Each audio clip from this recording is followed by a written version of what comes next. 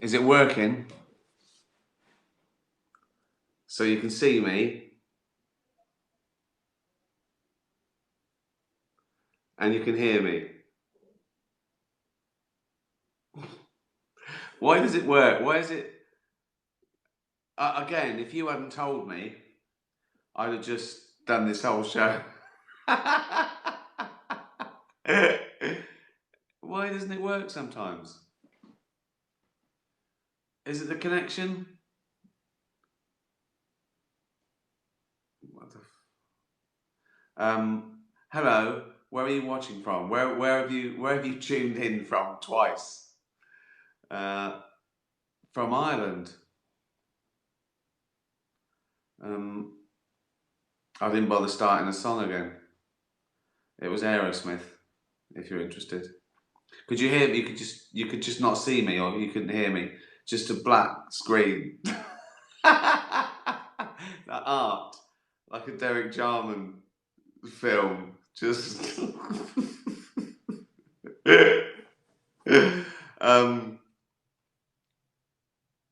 Right, I've got some questions. Got loads of questions. They start coming in at 8 in the morning now, so we just go for half an hour. Apologies if you don't get round to you. I might get round to you. What day is it? Wednesday. All right. Might get round to you Sunday. Glasgow, LA,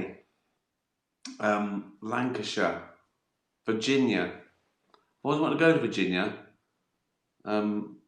because of the Blue Ridge Mountains in the Waltons. It looked nice. That's where my information.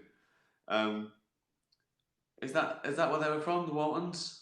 Or is it West Virginia? That's what's his name song, isn't it? Olivia Newton-John covered it. What's his name? What's his name? Something John Denver. That's it. That was Blue Ridge Mountains, wasn't it? West Virginia, Blue Ridge Mountains, Shenandoah River. Anyway, Dallas. I haven't been to Dallas either. I mean, basically, I haven't been to most of the world. I've been to a lot of places, but the reason I haven't been to most of the world is that it's fucking huge. It's mental, the Earth. And it's not even a particularly big planet. I mean, compared to some of the fucking things in the universe, our sun isn't a particularly big star. So,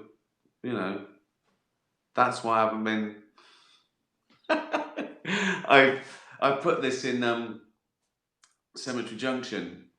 It was sort of about me growing up, mixed with me watching, as a kid growing up. I sort of mixed the time a little bit, growing up in Reading.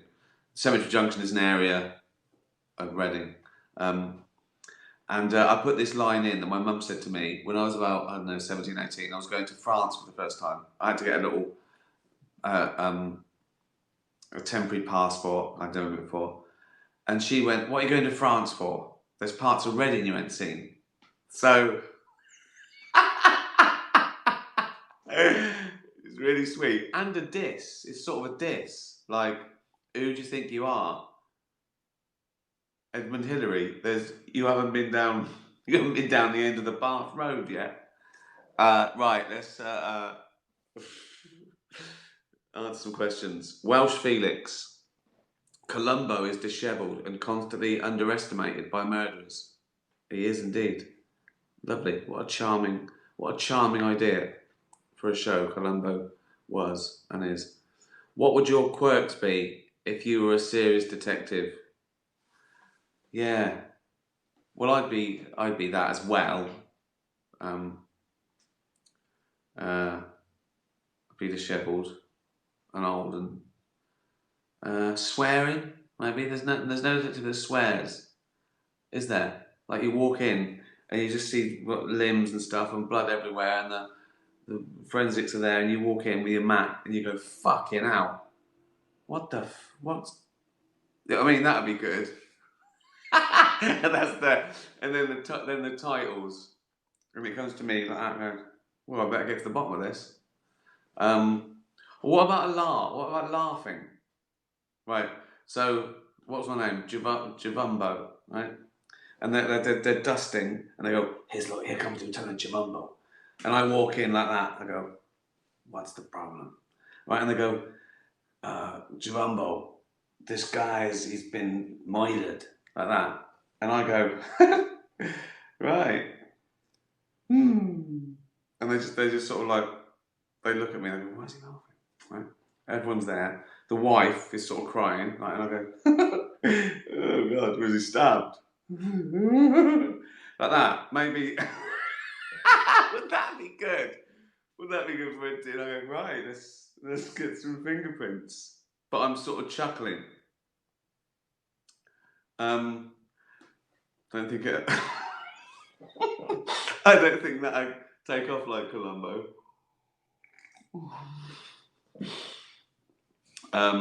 Harry the cat. One of my greatest achievements today is mastering our neighbour's new anti-Harry state-of-the-art cat flap, allowing me to still pop in and visit. What have you mastered recently that you are particularly proud of? Oh, nothing.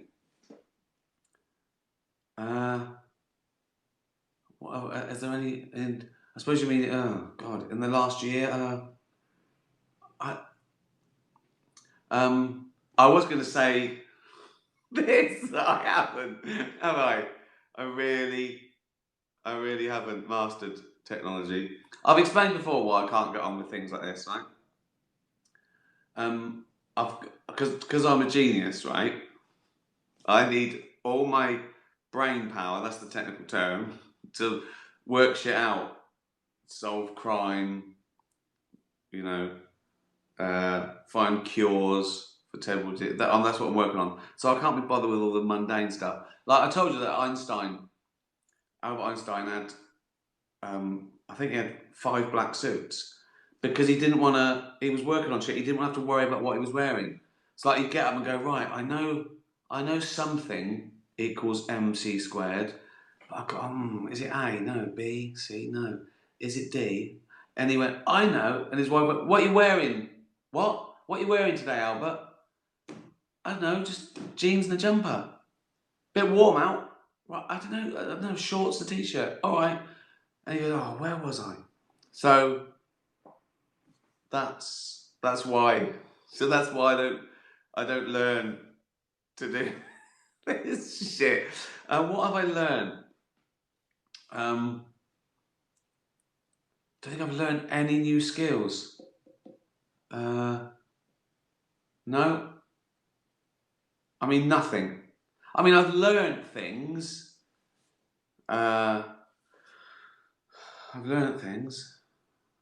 Usually about things that won't come in any use to me, quantum physics and things like that. I thought I'd get good at chess, but I'm not. Because when I make a good move and I have a really good game, and I think, fucking hell, that was amazing, I forget what I did. I can't remember all those moves. So, I've learned nothing, Harry. Well done for mastering the cat flap. See, my eyes are stinging again. I did have bubble bath, and I put some salts in as well. For soup. Annabelle. When I first saw Derek push Jeff into the wall, I got a fright seeing the quick, violent snap. Yeah. As you're not a violent person, I'm not, no. I wish I was. I'm not brave enough. Sometimes I think, oh, I watch a lot of stuff like Vikings. I think, oh, yeah, maybe I'd be pretty good as a Viking. Right, there's your sword. As soon as they started running at me, I go, come on, lads, this is silly. Why are we fighting? As soon as I saw the bloke next to me get an arrow in the head, I go, fuck, run away. Go back to the boat. Let's get on the boat. As you're not a violent person, was it fun to act out an intense scene like that, especially knowing the reaction it would get? It was, uh, but you've got to be careful because it's not a real drama, and I'm not an action hero, and I'm an unlikely in everything. I'm not. I'm you know. Look at me. Even in Afterlife, where you know Tony's probably a bit angrier than Derek, and I still had to make it sort of funny. So I hit someone with a can of dog food. I couldn't just suddenly take out a gang because they go, who the fuck does he think he is? Even though I could play a part where I could be in the, you know, ex fucking paratroop or something, or ex, but I'm, that would be possible. But because I'm not those things, and I look like this, I've got it's got to be messy or dirty, or I've got to be scared, or it's got to be luck. Like at the end of Special Correspondence, the joke was it was sort of I didn't know what I was doing. I played a lot of video games. There's a bit of a shootout, but it's messy, and I do things by mistake. I can't really just be the you know what I mean. But it's still fun. It's still fun to even spoof something.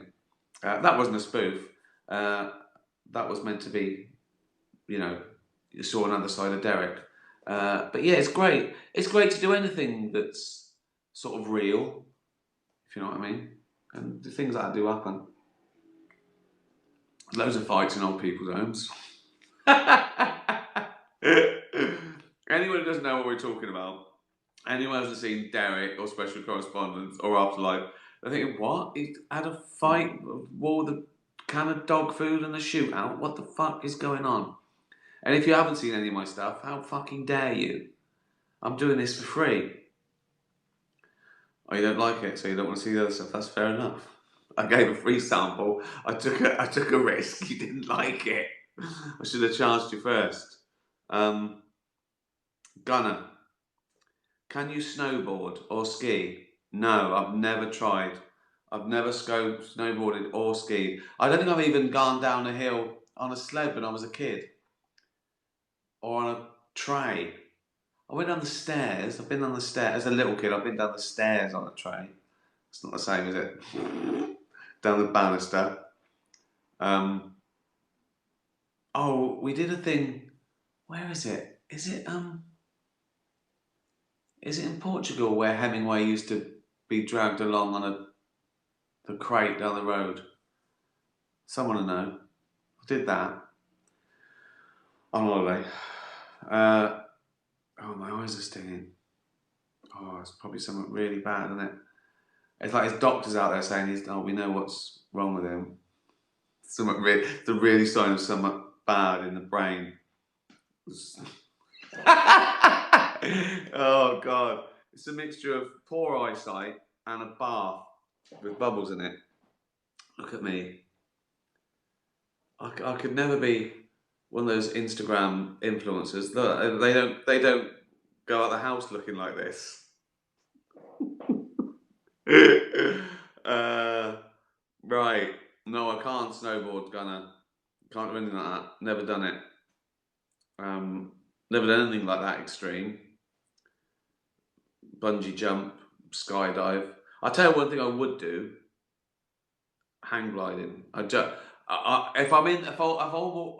If they could hold the parachute like that and drop me, that'd be all right, right? So I'm in the hang glider. I'll jump off a cliff. I'm already in the hang glider. Although I do think that why doesn't it do that? Boom, like a paper aeroplane. Sometimes when you throw it, it goes bang. But I think I'd trust that. I'd run along, and I think I would, even at my age and weight. I reckon if I trusted someone, I'd love that. I assume you get high by manipulating. Otherwise, you'd be lower than the cliff, and you'd have to land somewhere. So I assume it lifts you up, like through. I don't know, but I do that, yeah. Um, Scarlet, the Beagle. Scarlet. Oh, I know Scarlet. Met her a few times. Auntie is the most amazing dog actress. She is.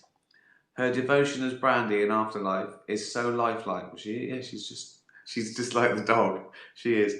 Does Auntie need many rehearsals, or is she a one-take wonder? No rehearsals. If she has to go somewhere, her dad gives her a little mark, so it'll hide a little bit of. She understands that that's the mark, a little bit of wood that she's been trained. There you go. He put that on the couch, hide it on the couch, and here go on and action. Go. She knows she's got to go and sit by that mark, and the audience can't see the mark. I don't have her do tricks. I don't really want a dog doing tricks. I want her to be a dog. So all she has to do is look hungry when I feed her, eat it, which is, you don't need to train a dog to do that.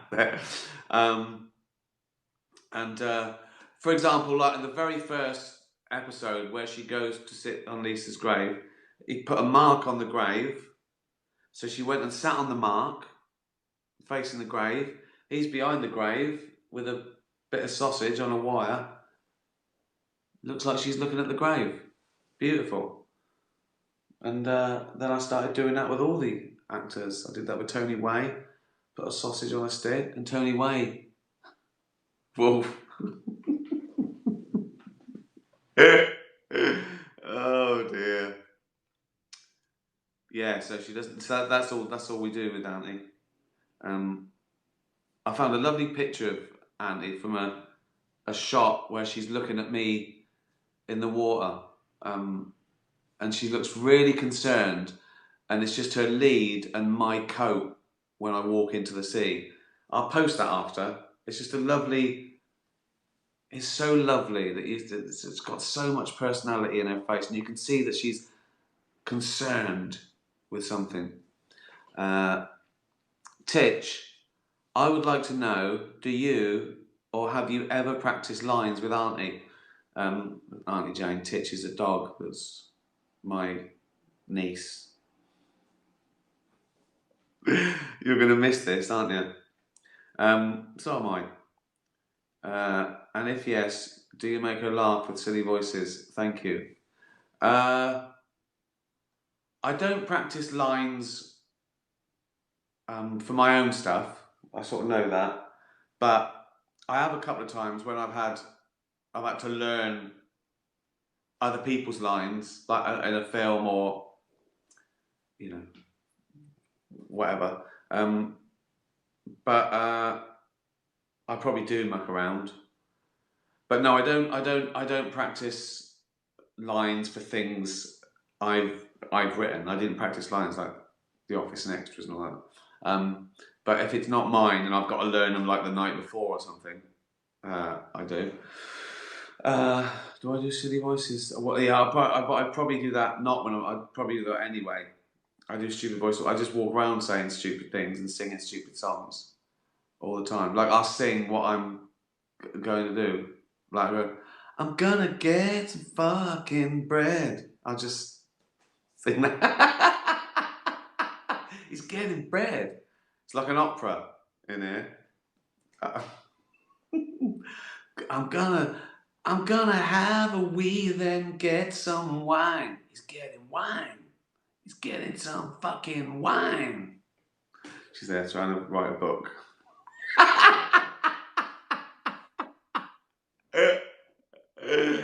Oh, it gives you some insight, doesn't it? George Clooney doesn't do this shit, does he?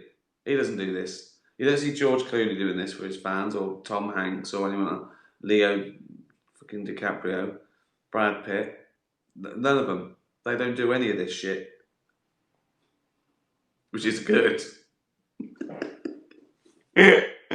Oh, God.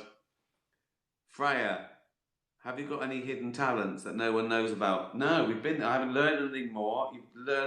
I've told you everything. You know everything I can do. I put everything into everything. Anything that you'd call talent, I've probably shown you. I play guitar and sing a bit, Uh, didn't someone ask me this before? And all I'd come up with was that thing where I can say "see you later, alligator" with my mouth shut and blown up like a frog. See you later, alligator. See you later, alligator. So that's it. That's all I can fucking do. Joey, my question for today is: do you think dreams have any meaning or purpose? Funny you should say that. Have you ever had a dream or nightmare that was so vivid it felt real even after you woke up? Wow. Right, two-part question, two-part answer. I asked Sam Harris this, and he recorded it. It's on a podcast. I think I've tweeted it, haven't I? I have basically, and I asked him all about dreams. Do they have a purpose? I think the answer was they have meaning, but they have purpose because they're upshots, they're illusions of upshots of our brain laying down memories, like all the things you've sort of learnt in the day. That's when they sort of stock take and put them away. And as they're putting them away, oh, you did that, remember that face, remember that, right? You're hallucinating, but because there's no logic to it, you can't make sense of it. So you've only got the emotional part of your brain. So that's why you can feel happy and sad, and it doesn't really make sense. Like you make up a joke. We talked about this, or and it doesn't make sense. And I've had a dream or nightmare. I regularly wake myself up, but now I've got to the point where I sort of try and control them. So, like last night, I had a nightmare. It was fucking horrible. There was a big spider waiting for me, and I mean a 6-foot spider, and it looked at me, and I fucking woke up. But I was trying to get Jane to wake me up. So in my dream, I'm trying to get Jane to wake me up because there's a fucking monster, like a fucking 8-year-old. Oh, so yeah, I do have. And then for a few seconds, you think, "Oh my god." And for that first few seconds, oh, I'm up now. That was horrible. Get that out of my head. I've got to go to the loo. And then you wind yourself up going, what if this is still a dream? What would you do if you saw it there going, you're not awake yet, are you? You fat cunt. So, that.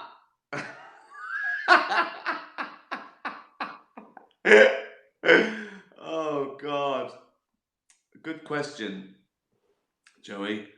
Mum and Sherlock. When Mum lived in the UK years back, she and her foreign friend once went to a local job centre to apply for 2 jobs they were not qualified for.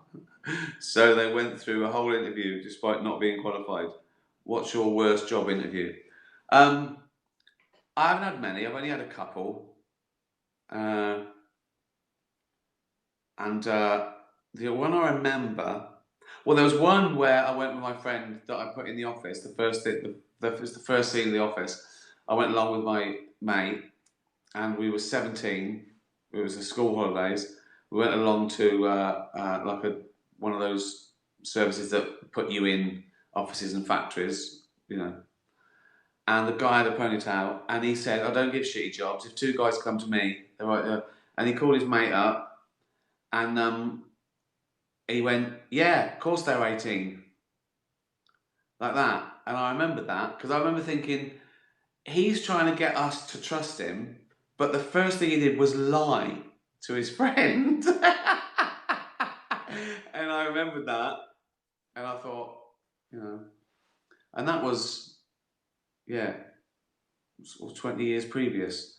So that wasn't a bad review. The worst thing I had to do was the first time when I just started in the business. I think I'd done the 11 o'clock show or something before the office, and I went along to audition to get an advert, because I remember it was like $5,000 for and I had no money. It was to sell a yogurt or something. I didn't get it. And they auditioned, and the idea, it was going to be one of those adverts where it's an actor, but pretending to be a member of the public. or pretending to be, you know, I was meant to be selling. The advert was going to be me selling yogurt in a big shopping mall and trying to get people to taste it, and it was horrible. It was horrible. I was there waiting, and there was like 10 other people, and the worst thing was I was just starting out, and I didn't really. I was right. I think I was already right in the office, and there's all these people that I sort of vaguely knew off the telly. I didn't know they were, but I'd seen their faces on the telly, and they were all bitching about they hadn't worked since January, and I just felt really. I thought I shouldn't even take this job. If I get it, I should give it to these lot. And I remember calling my agent saying, I don't want to do that anymore. Don't. I'm not doing that anymore. I just write. Bella, being rescued and adopted as a puppy, I often wonder if my siblings are anything like me. Stick-loving scruffy whippets with great hair. Are your siblings anything like you? Do they ever get recognised as looking like the bloke from The Office? Well, no, I don't think they do. They're older than me for a start, and one's a woman. No, but I think they do look like me. You see it. They're me. They're me 10 years on.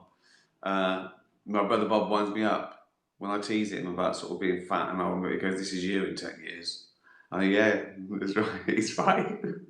But yeah, they. If you saw us together, you go, "Oh, they're definitely," you know. But no, I don't think people go, Are you the brother from the bloke from The Office?" I don't think that happens. Sammy, so if you needed an unattractive, in brackets, ugly person for a spot in your show, it's happened. How do you advertise for that without offending the person? Just curious. Love your work. It's a good question. People often wonder, what do you say to them? You just tell the truth. You put it in the script. If it says the weirdest looking bloke you've ever seen, they see that. They make a decision. They go, well, that can't be me. I'm not weird. Or they go, yeah, I can do that. And you don't.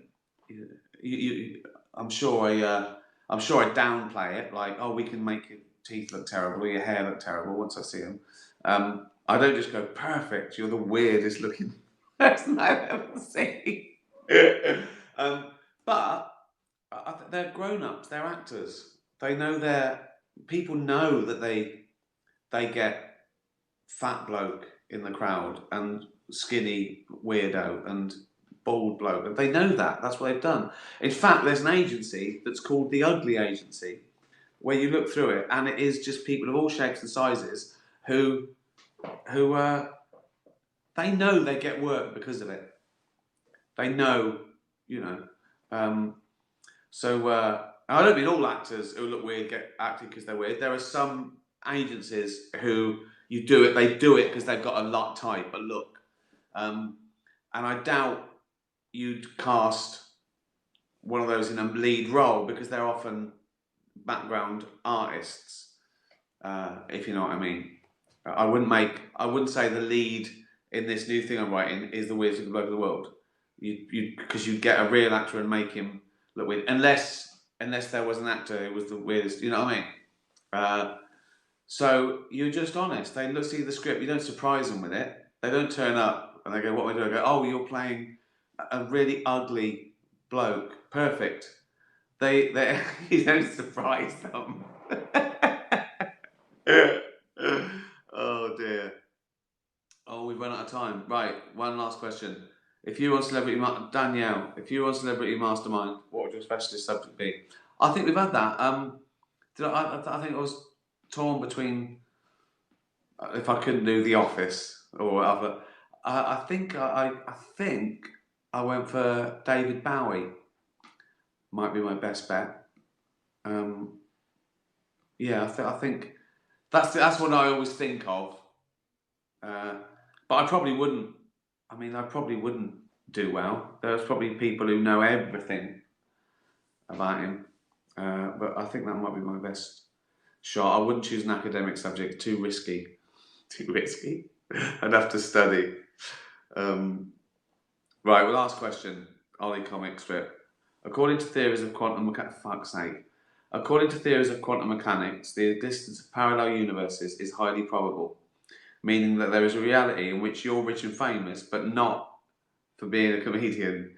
Which other skill would you make you rich and famous? Well, if there was a parallel universe, and it's like the theory is actually there's an infinite amount of parallel universes. So there's one where I'm the richest, most famous man in the world for going, See you later, alligator. that's all I do, and the crowd go fucking mental. It's going, See you later, alligator.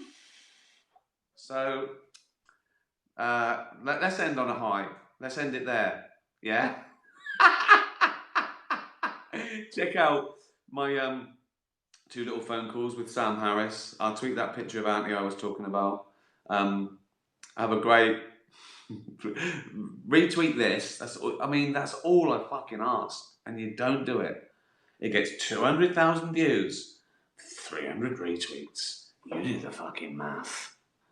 Someone's letting the side down. Okay? See you. Fuck off, Colin. See you on Sunday. Tatty bye, everyone. Tatty bye.